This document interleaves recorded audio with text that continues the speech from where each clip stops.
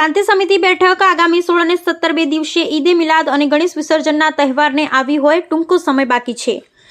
Dabhoi police વિભાગ દ્વારા police station ખાતે જિલ્લા પોલીસ વડા રોહન આનંદના અધ્યક્ષતામાં શાંતિ સમિતિની બેઠક યોજવામાં આવી, જેમાં નગરના બંને તહેવારો શાંતિ અને સલામતી સાથે કોમી એકલાશ વાતાવરણમાં ઉજવાય તે માટે કેટલાક મહત્વના સૂચનો કરવામાં આવ્યા હતા। આગામી 16 અને 17 સપ્ટેમ્બરના દિવસે હિન્દુ મુસ્લિમ બિરાદરોના મહત્વનો તહેવાર ગણેશ વિસર્જન અને ઈદે મિલાદ બંને આવતા હોય છે, ત્યારે નગરમાં શાંતિ અને સલામતી તેમજ કોમી એકલાસ વાતાવરણમાં બંને તહેવારો ઉજવાય તે હેતુ સાથે નગરના હિન્દુ મુસ્લિમ આગેવાનો સાથે ડીજે સંચાલકો અને ગણેશ મંડળો સાથે ડભોઈ પોલીસ વિભાગ દ્વારા પોલીસ સ્ટેશન કેમ્પસ ખાતે શાંતિ સમિતિની બેઠક યોજવામાં આવી હતી। આ પ્રસંગે જિલ્લા પોલીસ વડા રોહન આનંદ, ડીવાયએસપી આકાશ પટેલ, પીઆઈ કેજે ઝાલા સહિત પીએસઆઈ ગોહેલ, પાલિકા પ્રમુખ બિરેન શાહ અને પોલીસ સ્ટાફની ઉપસ્થિતિમાં શાંતિ સમિતિની બેઠક યોજવામાં આવી। આગામી તહેવારોને લઈ મહત્વપૂર્ણ સૂચના કરવામાં આવ્યા।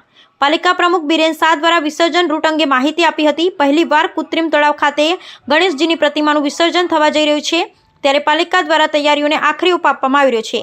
સાથે સાથે ગણેશ મંડળોની સમસ્યાઓ સાંભળી સ્થળ પર નિકાલ લાવવા હાંકલ પ્રમુખ દ્વારા કરવામાં આવી હતી।